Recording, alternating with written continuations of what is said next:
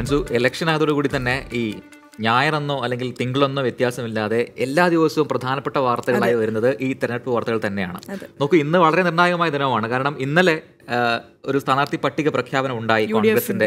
12 മണ്ഡലങ്ങളിലെ കോൺഗ്രസ് സ്ഥാനാർത്ഥി പട്ടിക പ്രഖ്യാപിച്ചു. എറണാകുളത്ത് KV തോമസിന് സീറ്റിലെ ഹൈബി ഈഡനെയാണ് പരിഗണിച്ചിരിക്കുന്നത്. പക്ഷേ ഇതന്നെയാണ് കോൺഗ്രസിനെ സംബന്ധിച്ച് ഏറ്റവും വലിയ തലവേദന എന്ന് പറയുന്നത്. ഈ സീറ്റ് നിർണയം എപ്പോഴും എല്ലാ ഇലക്ഷനുകളിലും കോൺഗ്രസിനൊരു തലവേദന തന്നെയാണ്. അവസാന നിമിഷത്തിൽ ഉണ്ടാകുന്ന തർക്കങ്ങൾ, അതിലെ ഭിന്നതകൾ. ഇന്നലെ നമ്മൾ കണ്ടു, ഏറ്റവും ഒടുവിൽ അത് ഗ്രൂപ്പ് പോരിലേക്കൊക്കെ മാറുന്ന രീതിയിൽ കാര്യങ്ങൾ വന്നു. പക്ഷേ നോക്കുക, ഇപ്പോഴും പൂർണ്ണമായ അന്തിമമായ സ്ഥാനാർത്ഥി പ്രഖ്യാപനം ഉണ്ടായിട്ടില്ല. വയനാട്, വടകര, ആറ്റിങ്ങൽ, ആലപ്പുഴ ഈ സീറ്റുകളിലൊക്കെ തന്നെ ആരാണ് മത്സരിക്കേണ്ടതെന്നുള്ള കാര്യത്തിൽ ഒരു തീരുമാനം ഇനിയും ഉണ്ടാകേണ്ടിയിരിക്കുന്നു. എന്തായാലും നമുക്ക് റിപ്പോർട്ട് കാണാം. ആകെ മത്സരിക്കുന്ന 16 മണ്ഡലങ്ങളിൽ 14 എണ്ണത്തിലാണ് ഇന്നലെ ചേർന്ന തെരഞ്ഞെടുപ്പ് സമിതിക്ക് ശേഷം കോൺഗ്രസ് സ്ഥാനാർത്ഥികളെ പ്രഖ്യാപിച്ചത്. എറണാകുളത്ത് സിറ്റിംഗ് MP KV തോമസിനെ വെട്ടി സിറ്റിംഗ് MLA ഹൈബി ഈഡൻ മത്സരിക്കുന്നതാണ് പട്ടികയിലെ സുപ്രധാന കാര്യം.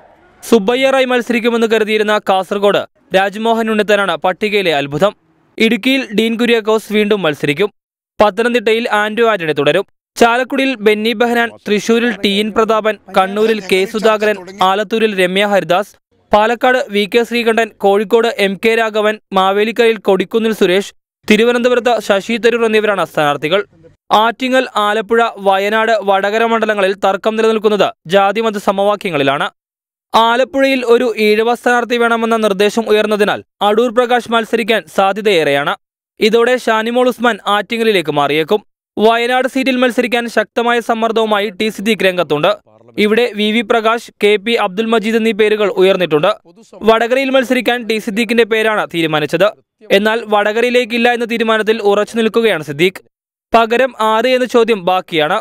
ഈ 4 മണ്ഡലങ്ങളിൽ ഹൈക്കമാൻഡ് തീരുമാനമെടുക്കുമെന്ന് നേതാക്കൾ അറിയിച്ചു.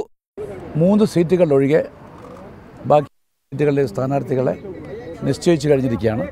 ഒരു തർക്കവുമില്ല. അത് ഓൾ ഇന്ത്യ കോൺഗ്രസ് കമ്മിറ്റി തീരുമാനിക്കും. അതിൻ്റെ തർക്കം. ചർച്ചകൾ പൂർത്തിയാക്കി ഇന്ന് വൈകിട്ടോടെ 4 മണ്ഡലങ്ങളിലും സ്ഥാനാർത്ഥികളെ പ്രഖ്യാപിക്കാനാണ് നേതാക്കളുടെ ശ്രമം. സവാദ് മുഹമ്മദ്, 24, ഡൽഹി.